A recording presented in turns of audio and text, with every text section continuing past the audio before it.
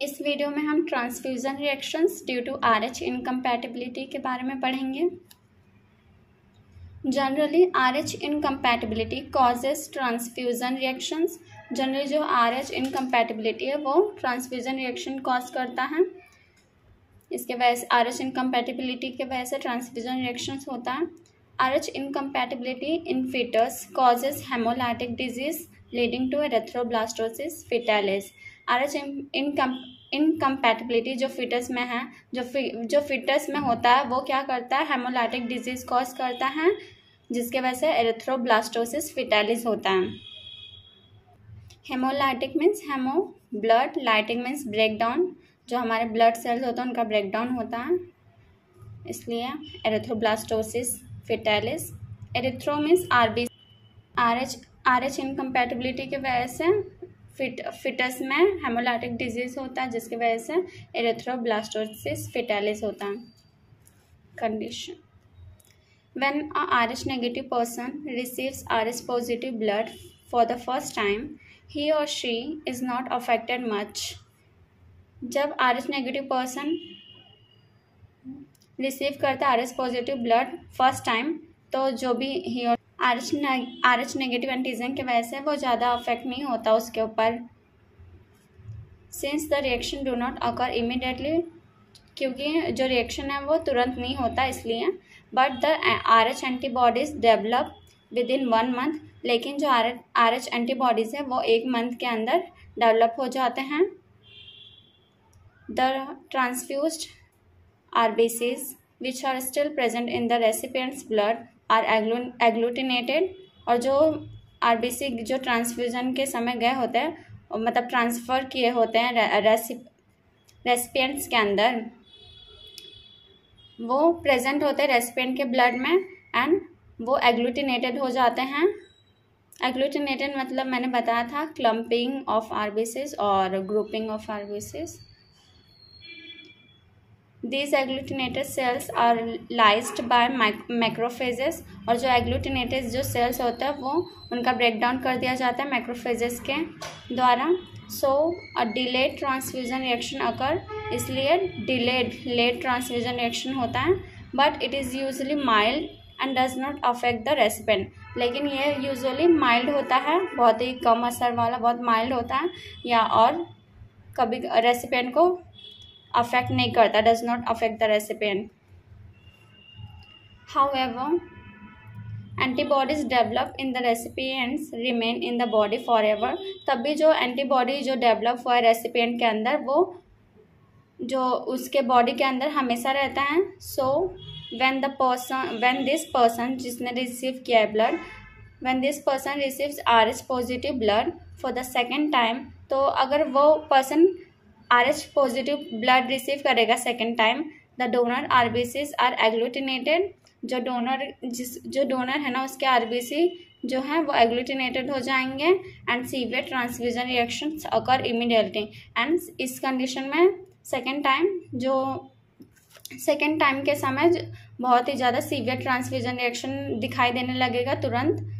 This reactions are similar to reactions of ABO incompatibility, और जो ये रिएक्शन है वो सिमिलर होता है ABO इनकम्पैटिबिलिटी से।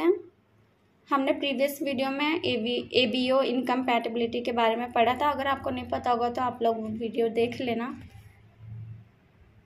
यहाँ पर नीचे hemolytic disease of fetus and newborn दिया गया है, एरिथ्रोब्लास्टोसिस फेटालिस के बारे में। Hemolytic disease is a disease in fetus and newborn characterized by abnormal hemolysis of RBCs। जो हेमोलाइटिक डिजीज़ है इसमें क्या होता है, जो बेबी है जो फिटस हैं वो उसमें एबनॉर्मल हेमोलिसिस होता है RBCs का। It is due to RH incompatibility, और ये क्यों होता है, RH इनकम्पैटिबिलिटी के वजह से। That is the difference between the RH blood group of the mother and baby. RH incompatibility means जो RH ब्लड ग्रुप होता है वो मदर और बेबी के जो डिफरेंस होता है between RH blood group of mother and baby, उसके वजह से उसे ही RH इनकम्पैटिबिलिटी कहते हैं, उसी के वजह से हेमोलाइटिक डिजीज़ होता है बेबी को, जो न्यूबॉर्न बेबी है और fetus. Haemolytic disease leads to erythroblastosis fetalis. जो हेमोलाइटिक डिजीज़ है उसके वजह से क्या होता है, एरेथ्रोब्लास्टोसिस फिटालिस होता है। एरेथ्रोब्लास्टोसिस fetalis is a hemolytic disease in fetus characterized by the presence of erythroblast in blood। इस कंडीशन में ब्लड में एरिथ्रोब्लास्ट प्रेजेंट होते हैं। यहाँ पर फ्लो चार्ट दिया है।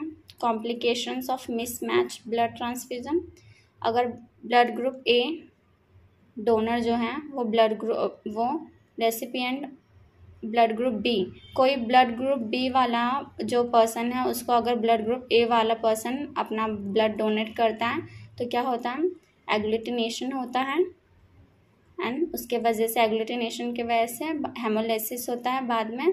फिर हेमोलाइसिस की वजह से जो रेसिपिएंट्स है उसे jaundice, cardiac shock and renal shutdown हो जाता है।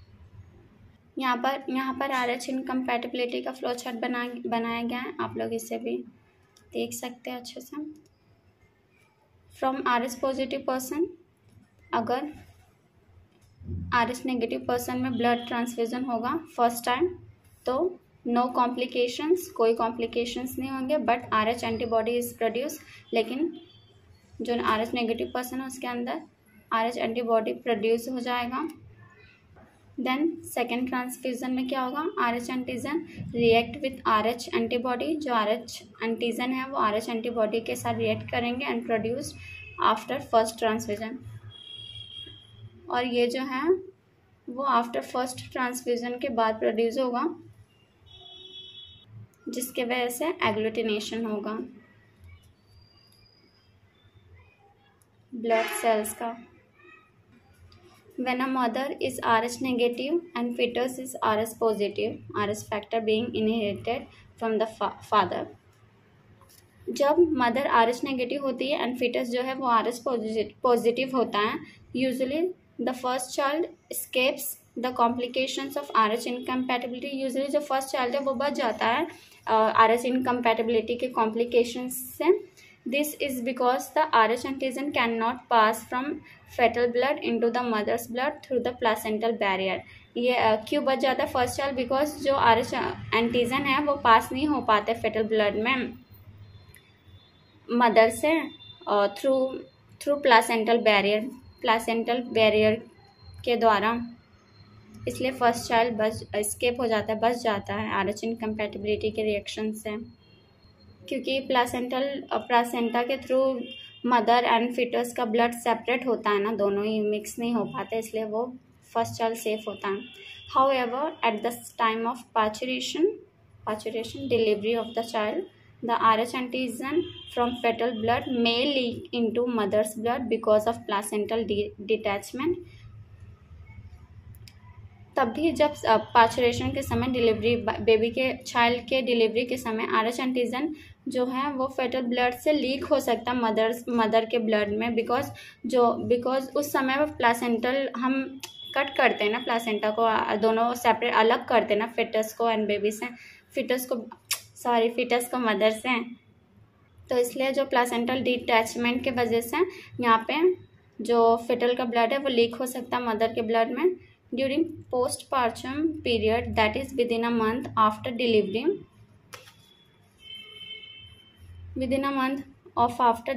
the mother develops RH antibody in her blood। एक महीने के अंदर जो मदर है ना वो RH एंटीबॉडी डेवलप करती है अपने ब्लड में when the mother receives for the second time. और जब सेकेंड टाइम मदर प्रेग्नेंट होती है, बेबी कंसीव करती है, if the fetus happens to be RH positive again, अगर जो फिटस है वो फिर से अगर RH पॉजिटिव होगा तो RH antibody from mother's blood causes placental barrier. जो RH एंटीजन है मदर के ब्लड से वो क्रॉस करेगा प्लासेंटल बैरियर को and enters the fetal blood के अंदर एंटर कर लेगा।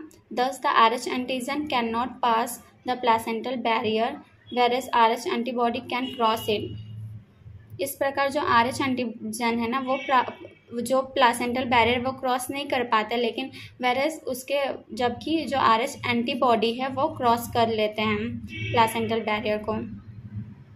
RH antibody which enters the fetus causes agglutination of fetal RBCs resulting in hemolysis। जो RH एंटीबॉडी जो फिटस के ब्लड में एंटर करते हैं वो क्या करते हैं, उनके वजह से एग्लूटिनेशन होता है फिटल के RBCs का, एंड उसके वजह से जो फिटस है उसका हेमोलाइसिस हो जाता है। हेमोलाइसिस फिटस के अंदर। Severe hemolysis in the fetus causes jaundice. Severe hemolysis की वजह से फिटस को जॉन्डिस होता है, and to compensate the hemolysis of greater number of RBCs there is a rapid production of RBCs not only from bone marrow but also from spleen and liver। और इस चीज़ से compensate करने के लिए जो फिटल का ब्लड है ना वो ग्रेटर नंबर में RBCs प्रोड्यूस करने लगते हैं। नॉट ओनली सिर्फ बोन मैरो से ही नहीं, वो स्प्लीन और लीवर से भी जो RBCs है वो प्रोड्यूस करने लगते हैं। Now many large and immature cells in pro-erythroblastic stage are released into circulation।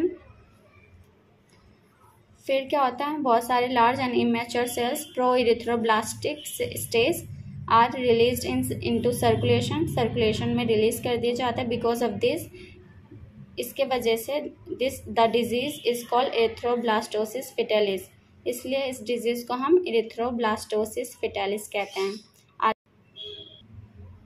Foetal के ब्लड में फिटल के अंदर बहुत सारे RBCs प्रोड्यूस कर दिए जाते हैं। नीचे कॉम्प्लिकेशंस ऑफ एरिथ्रोब्लास्टोसिस फिटालिस दिया गया है। क्या क्या कॉम्प्लिकेशंस हो सकता है, severe anaemia, hydrops fetalis, kernicterus. So first, severe anaemia. Excessive haemolysis results in anemia and the infant dies when anemia becomes severe। बहुत ज़्यादा मात्रा में हेमोलिसिस होने के वजह से अनीमिया होता है, एंड इस कंडीशन में जो इन्फेंट है वो मर जाता है। एंड अनीमिया, अगर जो अनीमिया है वो सीवियर होता है तो जो इन्फेंट है वो मर भी सकता है। Hydrops fetalis. Hydrops fetalis is a serious condition in fetus. जो हाइड्रोप्स फिटालिस है वो सीरियस कंडीशन होता है फिटस में। कैरेक्टराइज बाय इडिमा क्या होता है, accumulation of fluid in blood vessels, swelling हो जाता है ना, इडिमा हम बोलते हैं, एक्यूमुलेशन के वजह से फ्लूइड के। Severe hemolysis results in the development of edema. बहुत ज़्यादा सीवियर हेमोलिसिस के वजह से क्या होता है, इडिमा डेवलप हो जाता है फिटल में। एंड एनलार्जमेंट ऑफ लिवर, जो लिवर है वो एनलार्ज हो जाता है, बड़ा हो जाता है। Liver and spleen and cardiac failure भी होता है। When this condition becomes more severe it may lead to intrauterine death of fetus. और अगर ये जो कंडीशन है बहुत ज़्यादा सीवियर हो जाए तो जो फिटस है उसका इंट्रायूटेराइन, मतलब सीवियर कंडीशन होने की वजह से जो हमारा फिटस है वो यूट्रस के अंदर ही उसकी डेथ भी हो सकती है। इंट्रा मीन्स अंदर, यूटेराइन यूट्रस, डेथ। थर्ड है bilirubin encephalopathy, kernicterus. Bilirubin encephalopathy is a neurological disorder characterized by brain damage in infant caused by severe jaundice। जो बिलीरुबिन एन्सेफेलोपैथी है वो एक न्यूरोलॉजिकल डिसऑर्डर है जो कि ब्रेन डैमेज, इन्फेंट के ब्रेन डैमेज के द्वारा होता है, कॉज्ड बाय, जो कि सीवियर जॉन्डिस के वजह से होता है। If the baby survives anemia in erythroblastosis fetalis, encephalopathy develops because of high bilirubin content।